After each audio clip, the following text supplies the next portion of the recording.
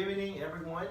I'm George Sanchez. I'm conducting my capstone presentation for graduation requirement for Kaiser University. Good evening, Dr. Renzi, Teresa, and Mary. Next slide. Today I'm going to talk about the path to eliminating police brutality. Next slide. This is some of the topics that we have, or I have on my repertory, so you guys can read it. Next slide.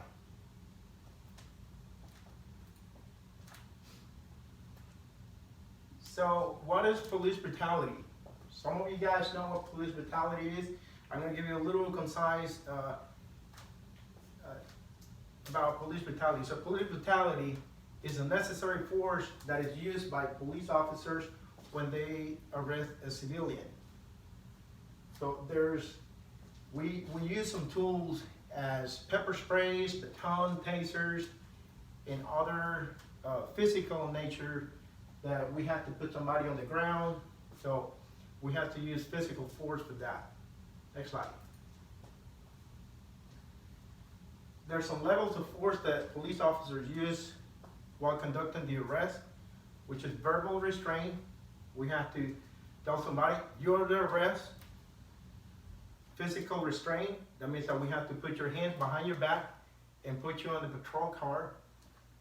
We have less than lethal force, which is when we start using the pepper spray, baton, tasers, and other tools that we have. As far as lethal force, the same thing. That the only thing is the lethal force is the physical force that we use to put you under restraint. We have to put you on the ground, we can shoot you, things like that. So next slide. Police culture and need for a change. So why do we need a change in our police departments? So there's been a lot of victims of police brutality. You know, as we know about Rodney King, March 3rd, 1991. There were 3 days in LA, riots and stuff like that. Then we have Michael Brown in August 9, 2014. He was fatally shot by another white police officer, Darren Wilson. He fired a total of 12 bullets, and 6 of them were actually from the front. Then we also have Eric Garden, July 17, 2014. He died in Staten Island, New York, while he was put on a choke hold by another police officer, and then he died 15 seconds later. So recent statistics shows that police officers and police shootings are on the rise. Next slide. The culture impacts in a new direction. So what's going on is that there's a lot of negativity from the public, our communities. They are not feeling safe with the police officer's job. So the law enforcement agencies, they have to start eliminating or curbing the use of force by the police officers or the police brutality.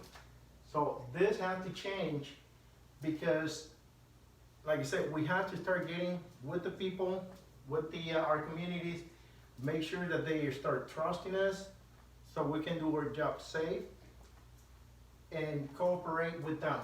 Next slide. So continuing with the police culture, so there's a lot of male-dominated institutionalism by the police department. So there's a lot of aggression, a lot of competition among police officers, and that builds up a lot of stress within the department and our community. So some of the police officers, they maintain a secrecy that it's used within the department.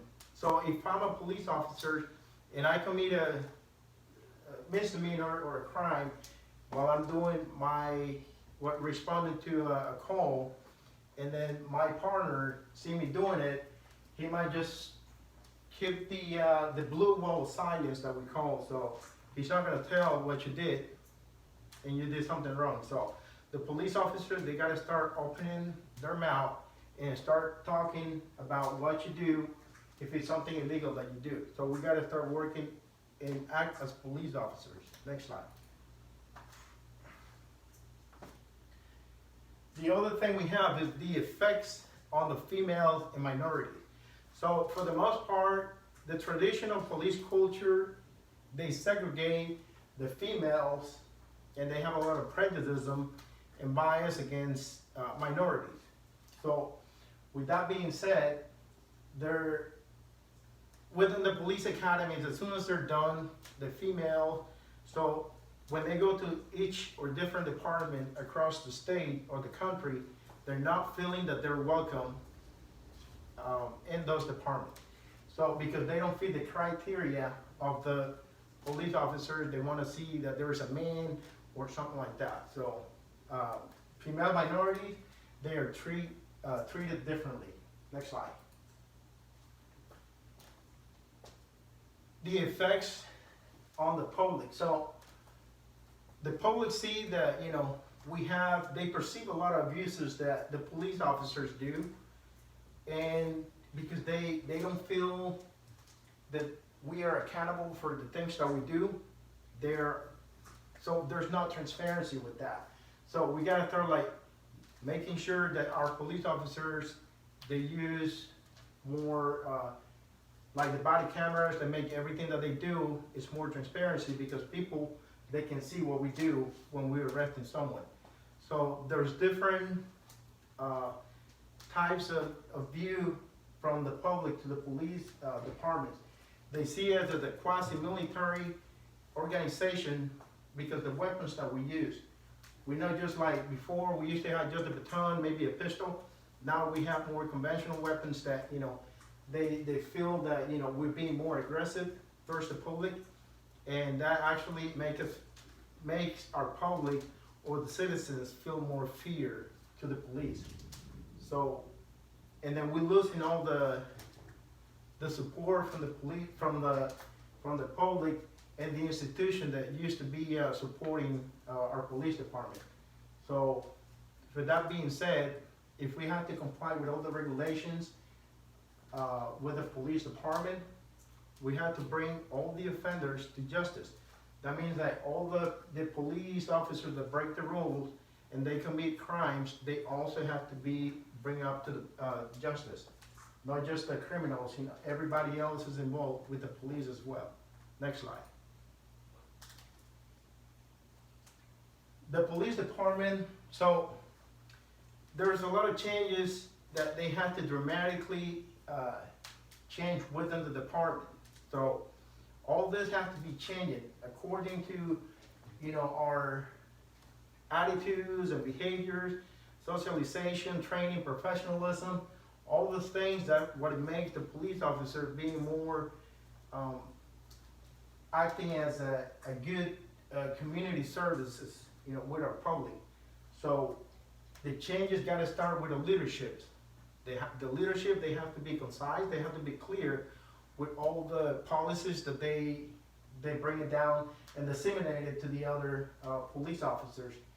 So they'll have better expectations from the policies, but they have to agree that we have to understand what they're trying to say to us as police officers. Next slide. So with that being said, as far as the enforceable policies, so in the expectations that they want, they have to start getting to know that we have to start de-escalating situations, and the policies are different expectations that they are intend to control more the compliance and regulations by the officers. Now, there's also changes that will benefit not just the police officer, but, you know, the whole institution in our country, and to be more fair with the public. Next slide. So, cultural changes as well. When we talk about the cultural changes, so the candidates, they they have to go through different evaluations to ensure that they have emotional stability. They have to go through psychiatry evaluations to make sure that they can cope with the stressful situations. And because they have to make decisions in a blink of an eye and say, hey, this is a life or death kind of situation, so I might get shot, I might get killed, but I have to act and perform my duties as a police officer. Next slide.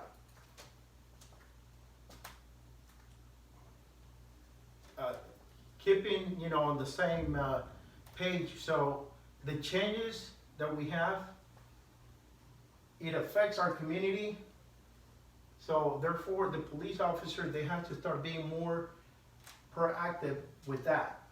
So our transparency with the public, it has to be very legit, so they understand and they learn that we're doing this because we are willing to change and have a different approach with them to make sure that everything is more transparency on that. Next slide. Keep talking about the abuse of force and excessive force. So there's more than necessary reasonable force and levels of force that they're accepted by the police department. So if we're restraining individuals, sometimes we have different types of force that we have to comply, that we have to use. So the suspect has to comply with our command. So with that being said, many other officers as well, they have to be trained with the similar circumstances that they have to go through when we having directly involved with those situations. There's a lot of debate with the media because there's a lot of concern on the situations that we do. So with that being said, they tend to film everything. People use their cell phones and stuff like that. So make sure, if you're doing your job, you have to know that everything you do, you're being watched. Next slide. So the places, more important lesson is on the job and in the field. So whatever you did when you were at work, not just as a police officer, but in your house, all those things that you did, the experiences that you got from your parents, everything else show up on you as a person and as a police officer. Whether you go to the academy or not, these are things that you have to get. You get them since you were little. So all the lessons that have you gone in your life, they help you in one way or another to continue with your career. So that when we do talk about how to use the force and control different situations and offenders, and defend yourself, it has to be knowledge that it has to be through the training that you take in different police academies from different institutions. Next slide.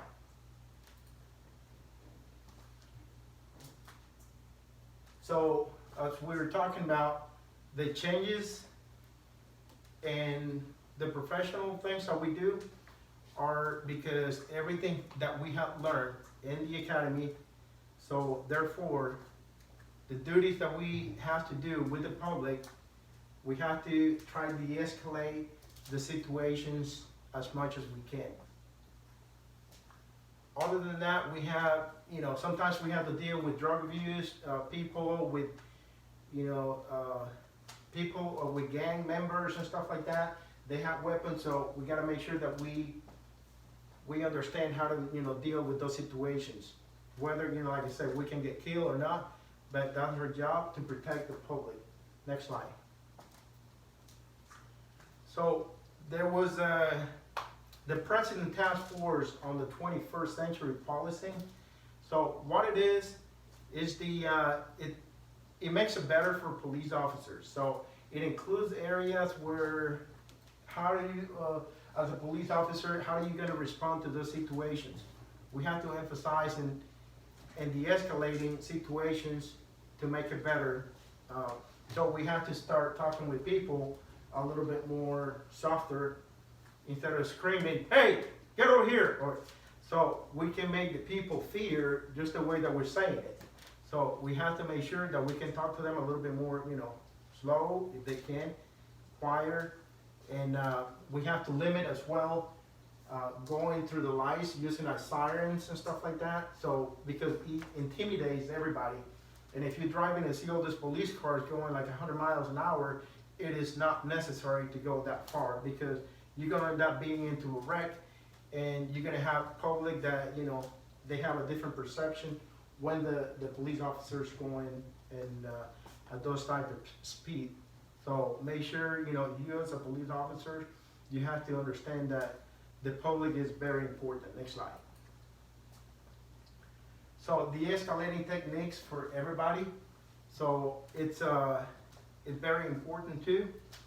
So we have to make sure that we get the respect from the public, treating the suspect with dignity and respect, and this is how we represent our force. Next slide. So the 5 leaps, two basic tools that we use is leaps, as we said, is listening, emphasize, ask, paraphrase, and summarize. We have to listen when the person is talking to us, the suspect, whoever it is. We have to emphasize with them. We have to show that we understand what they're saying. We have to make sure we can ask questions. We can paraphrase or talk what they're talking to, so that way they understand that we're in the same sheet of music. And then we have to summarize and make a concise effort to get everything summarized, so that way we can educate the people with a positive note to the end. Next slide. So instead of having a warrior attitude, we have to be more as a guardian attitude. Not like, we don't have to show that we're like the best, we kill bad guys and stuff like that. We just gotta show that we are there to protect the citizens and putting all those bad guys in jail. Next slide. So, as being the guardians, we protect our citizens. We have good attitudes, respectful, professional treatment, with them. We have good judgments from them, and this will result in a better compliance from our institution, and we'll be using less excessive force. Next slide. So the goal of the training that we do is to provide more strategies when we are on the field. So avoiding overreactions from the police officers and we're making the arrest, de-escalating forces in a calm way. We don't have to be, getting all paranoid about what we're doing. And then prepare our police officers to be in real world situations. So, because we have to take actions in a blink of an eye in a life or death situation. So, we have to understand that. Next slide. So, also the employed beneficial is incorporated with the police department. So, it's different scenarios that involve mental illness and disabilities. We have to understand that too. Next slide. Next slide. The police leadership, they have to understand that all the bullying and unhealthy competitiveness within the department, with the minority groups and females, has to stop. Next slide. Next slide. Next slide. Next slide.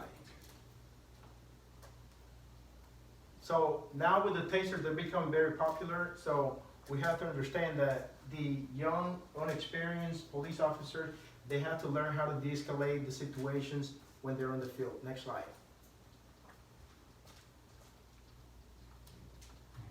Next slide.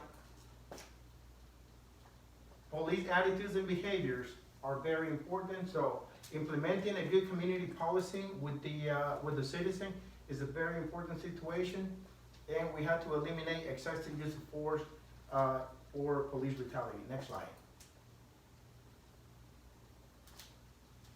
So the new changes in the police culture, the leadership has to start eliminating the police brutality by gaining the public trust. So, with that being said, that's the conclusion of my presentation. Any question will be answered after I'm done. Thank you.